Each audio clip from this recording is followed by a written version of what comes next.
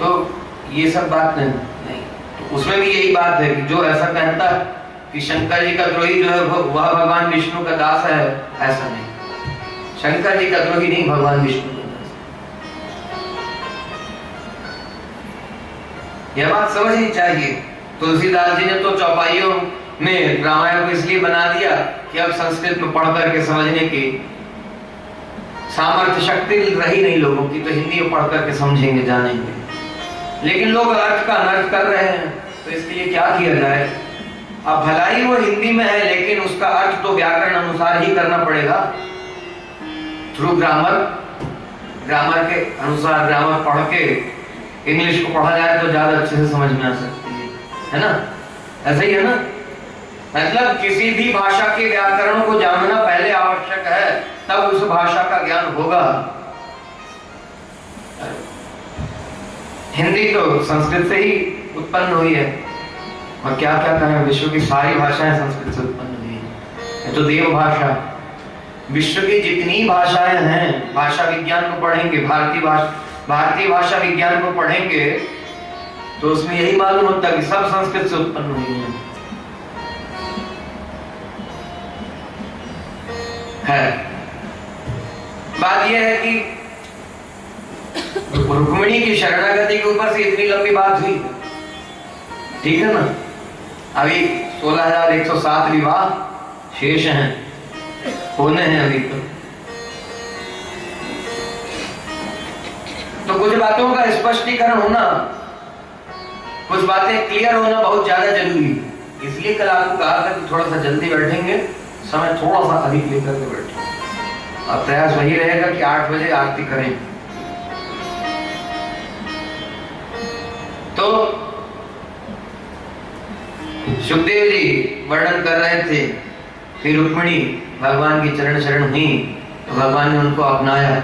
ऐसे ही जो भी भगवान की चरण शरण होता, भगवान उसको अपनाते हैं, उसको स्वीकार करते हैं। अब किसी की बात हम ना माने, भगवान ने बार बार उपदेश किया, बार बार आज्ञा की, वैष्णव आचार्यों ने, गुरुओं ने खूब प्रकार से समझाया, लेकिन विश्वास भरोसा नहीं। बाद में कुछ लोगों ने विकृति भी कर दी है, उसमें स्वरूप को बदल दिया, सिद्धांत को बदल दिया। लेकिन सबसे पहला सिद्धांत क्या, जो भगवान के द्वारा बताया हुआ सिद्धांत, वह क्या है? मेरा अनन्य चरणाश्रित दास बने, मुझे प्राप्त करने के लिए, संसार सागर से छूटने के लिए। भगवान ने रुक्मिणी जी को अपनाया, स्वीकार किया, द्वारिका में जाकर उनसे विवाह किया। इस तरह से भगवान का विवाह संपन्न हुआ। आगे श्री सुखदेव जी वर्णन करने लगे, रुक्मिणी के पुत्र हुए प्रद्युम्न, उनका वर्णन किया। और अब भगवान के अन्य विवाहों का वर्णन आरंभ कर रहे हैं। सुखदेव जी कहने लगे, परीक्षित, एक बार की बात है, द्वारिका में एक यदुवंशी था सत्राजित। वह सूर्य का उपासक था। भगवान साक्षात विराजे हुए और भगवान के प्रभाव को जानते हैं, समझते हैं, सबको मालूम है। लेकिन साक्षात परमात्मा के रहते अन्य देवी देवताओं को भजने पूजने वाले हैं। उपायांतर में, देवतांतर में लगे हुए। देवतांतर मतलब अपने इष्ट देव जो है भगवान नारायण, उनको छोड़ करके अन्य देवों को भजना, यह देवतांतर। तो देवतांतर में लगे हुए। यह सत्राजित सूर्य का उपासक था, और सूर्य की उपासना करके सूर्य से प्राप्त की थी स्यमंतक मणि, जो रोज 8 भार सोना देती थी। 8 भार, यदि आप लोगों को मालूम हो, क्योंकि ठीक से तो हमें भी नहीं मालूम 8 भार कितना हो, 1 भार कितना होता है? 1 किलो के आसपास का कुछ परिमाण है शायद, ऐसे ही है ना? 8 भार सोना रोज दिया करती थी वह स्यमंतक मणि। ऐसी मणि प्राप्त की थी, और वह मणि प्राप्त करके सूर्य से सत्राजित ने जैसे ही द्वारिका में प्रवेश किया, तो द्वारिकावासी कुछ यदुवंशी पहुंचे भगवान के पास जाकर के कहा कि सूर्यदेव आपका दर्शन करने के लिए आ रहे हैं। क्यों? उस स्यमंतक मणि का तेज, उसका प्रकाश इतना जबरदस्त था, इतना तेज था, लगा जैसे कोई सूर्य ही सीधे नीचे उतर आया। भगवान के पास जाकर के कहा, सूर्यदेव आपका दर्शन करने के लिए आ रहे हैं। भगवान मुस्कुराए, कहा चलिए देखें। भगवान बाहर आए तो भगवान तो जानते थे। भगवान ने कहा ये सूर्यदेव नहीं है, सत्राजित है, सूर्य की उपासना करके मणि प्राप्त की है वरदान में, वही मणि लेकर के आ रहा है। भगवान जानते हैं। भगवान ने सत्राजित से कहा, क्या जान रहे हैं भगवान, ध्यान दीजिएगा। भगवान ने सत्राजित से कहा, सत्राजित यह मणि हमको दे दो। कहा नहीं देंगे, सूर्य की उपासना हमने की, हमने प्राप्त किया। भगवान इसी को दूर करना चाहते। क्या हमने, मैंने, या मेरा है। भगवान जानते हैं, अब स्वर्ण सोने में तो सबको मोह नहीं है। सेंसेक्स लुढ़क गया तो गोल्ड में इन्वेस्ट करने लग गए, नहीं?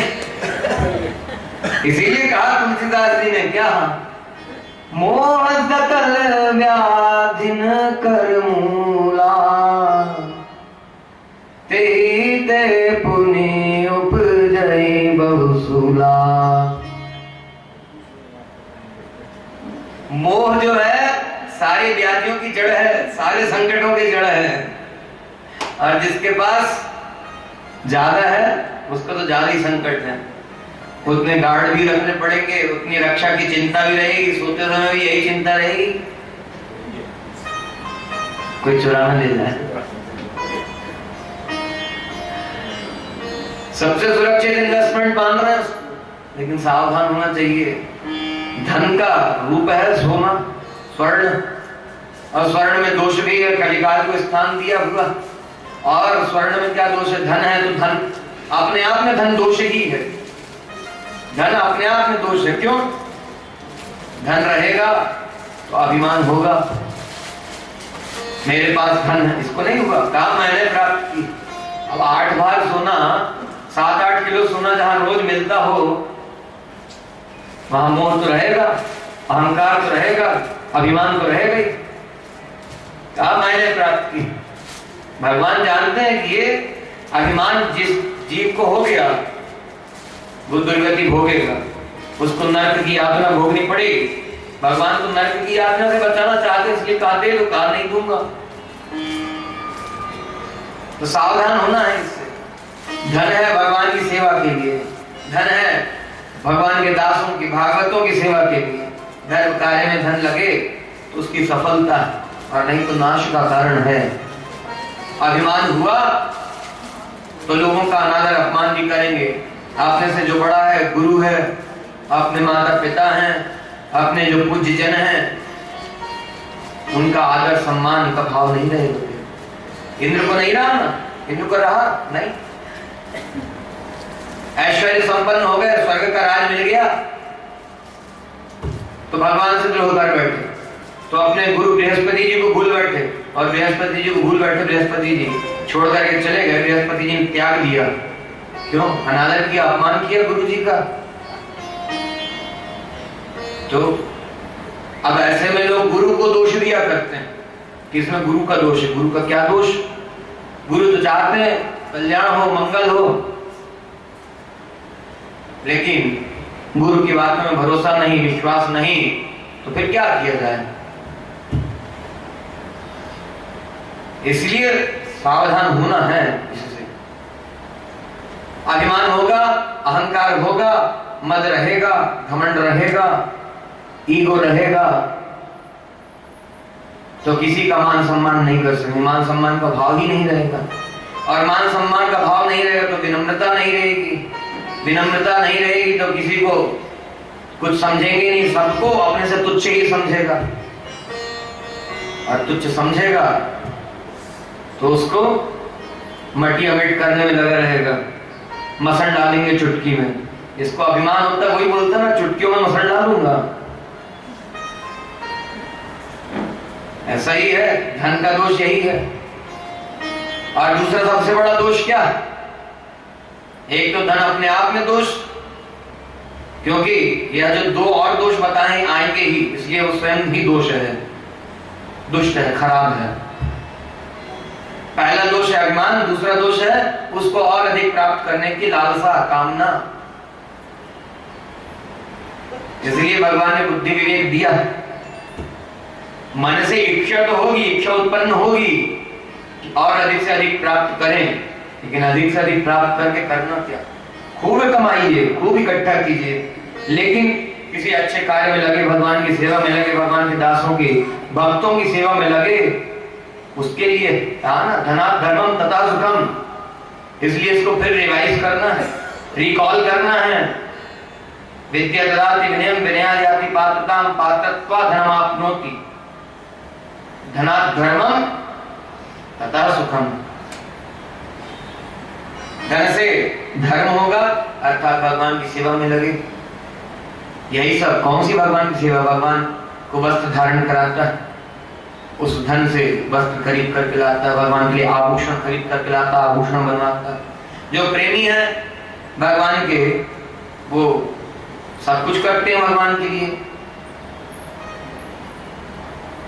भगवान के लिए हीरे जड़ित हार बनवाया, मोती जड़ा हुआ हार बनवाया, भगवान का मुकुट बनवाया, उसमें मोती हीरे जड़वाए। यदि शक्ति है, जिसकी जैसी शक्ति वैसा करता है, प्रेम भाव है तो ऐसे भगवान की सेवा में लगता है तब तो अच्छा, और नहीं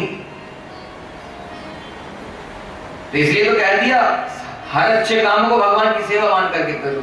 चाहे वो विद्या अध्ययन हो, पढ़ाई करना हो स्कूल कॉलेज में, चाहे नौकरी हो, व्यापार हो, घर के अन्य जितने कार्य हैं, या सब भगवान की सेवा, छोटे बड़ों की सेवा, सबकी सेवा भगवान की सेवा मान के करो।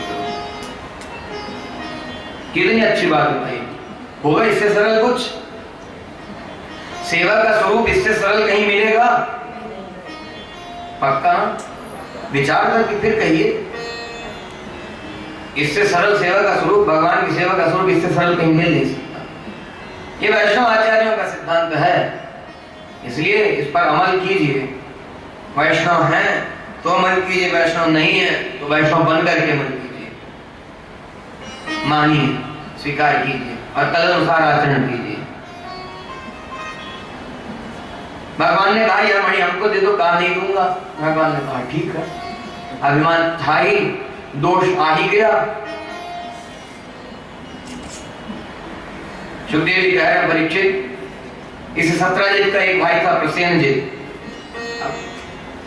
सोना देने वाली मणि तो ऐसे ही रहेगी, उसमें तो हर किसी को मोह रहेगा। प्रसेनजित एक दिन शिकार खेलने के लिए वन में गया, तो यह समंतक मणि अपने गले में पहन कर ले गया। बड़ा आनंद आता, सोना है भाई, सोने में मोह तो रहेगा ही, आकर्षण तो रहेगा ही।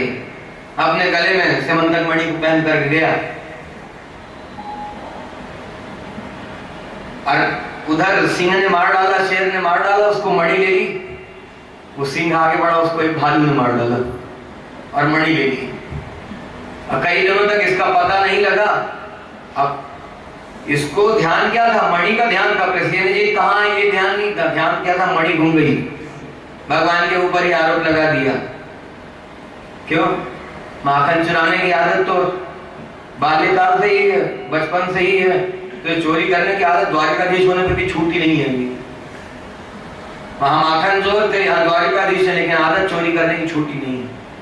लेकिन एक बात ध्यान देना, चोरी करना तो वह है कि किसी और की वस्तु को लिया जाए, उसके आज्ञा के बिना, उसकी इच्छा के बिना ले लिया जाए, बिना बताए। लेकिन यहाँ जीव का क्या है? कुछ भी है? कुछ नहीं, सब कुछ तो भगवान का है। सोना कहाँ से उत्पन्न होता है? पृथ्वी से मिलता है। पृथ्वी भगवान ने बनाई, पृथ्वी में स्वर्ण भगवान ने बनाया, पृथ्वी में लोहा, स्टील, आयरन भगवान ने बनाया, कॉपर भगवान ने बनाया, तांबा, चांदी भगवान ने बनाई। पृथ्वी में है, पृथ्वी भी भगवान ने बनाई। सब कुछ तो भगवान का है। और पृथ्वी ये भगवान की पत्नी ही तो है, भूदेवी। भूदेवी भगवान की पत्नी ही तो है। भगवान की नित्य संगिनी ही तो है, सब कुछ तो भगवान का ही है। तो भगवान ने ले भी लिया, तो इसमें चुराने की बात कहाँ है? भगवान ने तो अपनी वस्तु ली है ना, अपनी वस्तु को किसी को दिया हुआ है और ले लिया जाए वापस, तो अपनी वस्तु ले ली, ये तो अमानत है, उसके पास रखी हुई। अपनी वस्तु को ले लेना चुराना नहीं है, किसी और की वस्तु को लेना चुराना कहलाता है। भगवान ने चुराया नहीं, और यहाँ तो झूठा ही आरोप लगाया, भगवान ने तो ली भी नहीं थी मणि। भगवान के ऊपर कलंक लगा दिया कि द्वारकाधीश ने हमसे मणि मांगी थी, हमने नहीं दी। द्वारकाधीश को वह मणि में बड़ा मोह था, इसलिए उन्होंने चुरा ली है। भगवान के ऊपर कलंक लगा तो भगवान ने कहा उस कलंक को धोना तो पड़ेगा ही, इस दाग को छुड़ाना तो पड़ेगा ही। भगवान ने कुछ सैनिकों को लिया और वन में पहुंचे।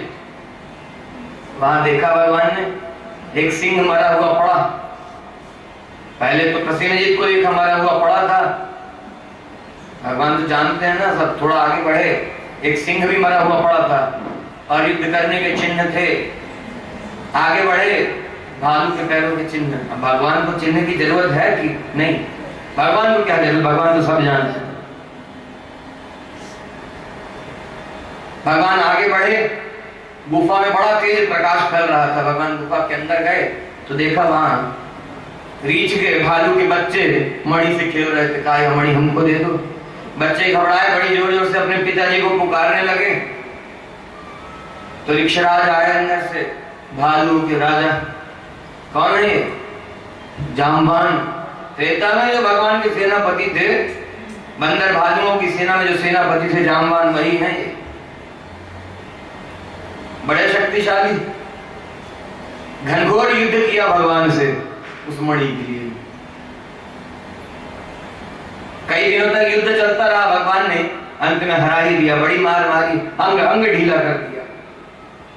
हाथ जोड़ करके भगवान के सामने नतमस्तक हुए, साष्टांग प्रणाम किया और भगवान से प्रार्थना की, आप हमारे पूज्य देव भगवान श्री राम ही हैं। क्यों? जितनी शक्ति है उतनी शक्ति द्वापर में किसी की हो नहीं सकती। सतयुग के लोगों में बड़ी शक्ति थी, शरीर भी वैसा विशाल था। त्रेता के लोगों में थोड़ी कम थी, लेकिन बहुत शक्ति थी। द्वापर के लोगों में और कम हो गई शक्ति। अरे इनके बराबर का कोई रीछ, कोई सिंह नहीं है इनके बराबर का लड़ने वाला, इनकी बराबर की शक्ति वाला। तब मालूम हुआ कि भगवान ही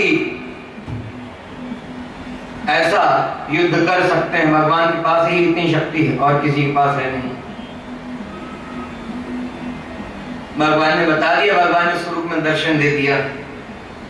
भगवान ने कहा हाँ मैं वही, आपका इष्ट देव भगवान राम ही हूँ। भगवान ने बता दिया। तो इन जाम्बान जी ने अपनी पुत्री जामवंती को भगवान को अर्पण कर दिया और साथ में वह मणि भी दे दी। भगवान जामवंती को लेकर के आए द्वारिका में। जामवंती से भगवान का दूसरा विवाह संपन्न हुआ और वह सिमंतक मणि भगवान ने सत्राजित को ले जाकर के दे दी।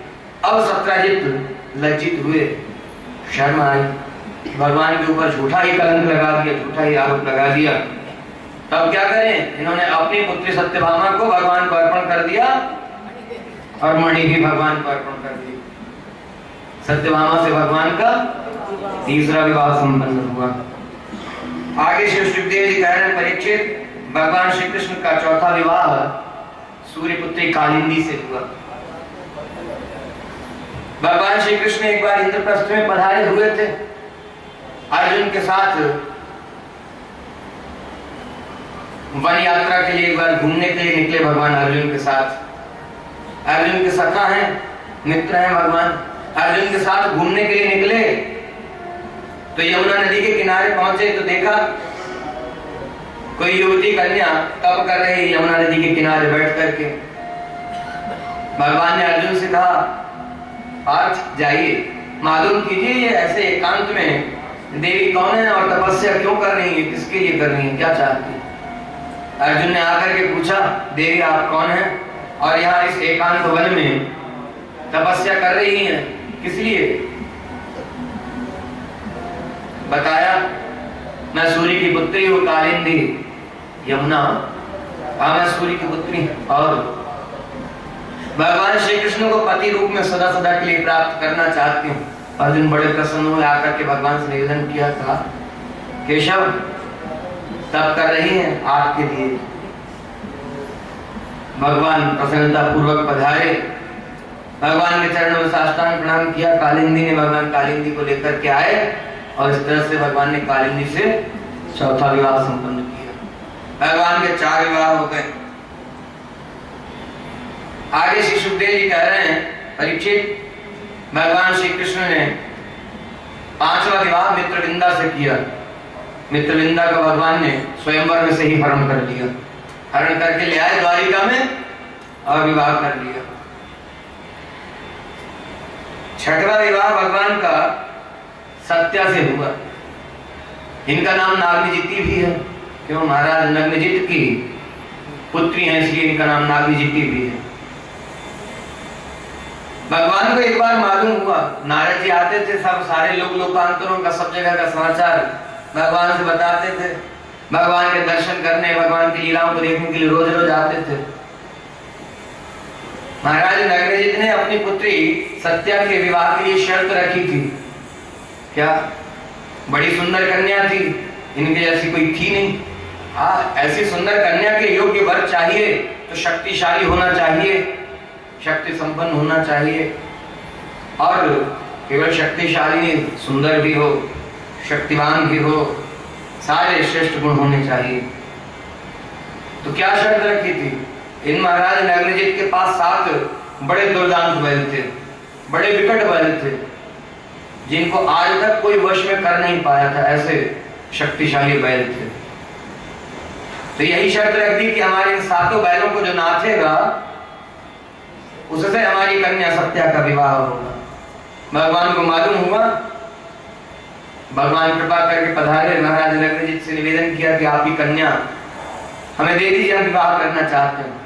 कहा नहीं, हमारी कन्या से विवाह करने के लिए शर्त है, हमारे 7 बड़े दुर्दांत बैल हैं, उनके ऊपर जो विजय प्राप्त करेगा, उनको जो वश में कर लेगा, उसी से हमारी कन्या का विवाह होगा। भगवान ने एक रस्सी ली और पहुंचे गौशाले में जहां बैल रहा करते थे। एक ही रस्सी से 7 बैलों को नाथ लिया।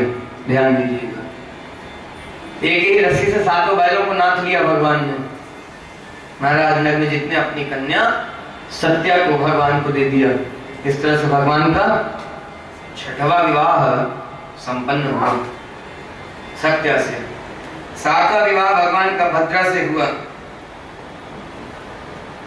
इनके भाई भगवान के मित्र हैं, भद्रा के भाई जो हैं भगवान के मित्र हैं, तो अपनी बहन भगवान को अर्पण कर दी। इस तरह से भगवान ने भद्रा से 7वां विवाह किया।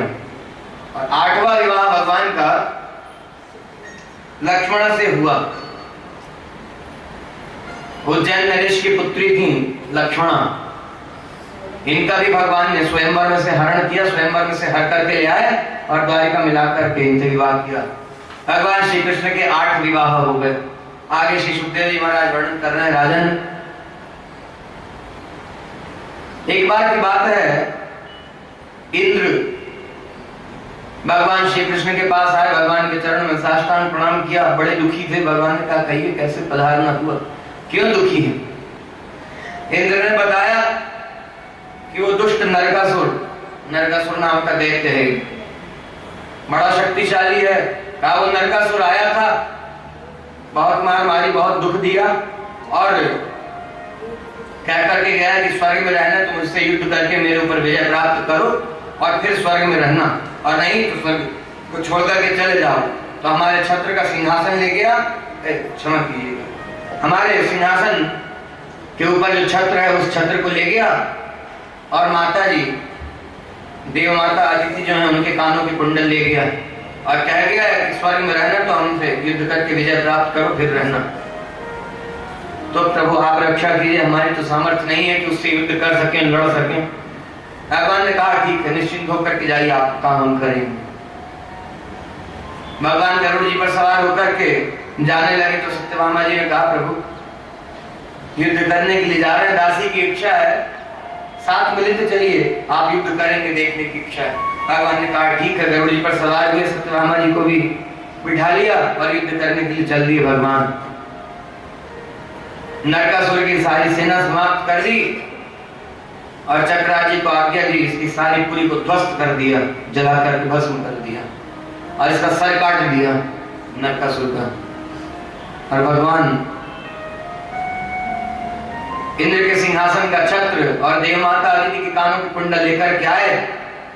छत्र तन गया सिंहासन के ऊपर, भगवान ने इंद्र को सिंहासन पर बिठाया, मुकुट पहना दिया और कहा निश्चिंत होकर के रहना, अपना कार्य करते रहना।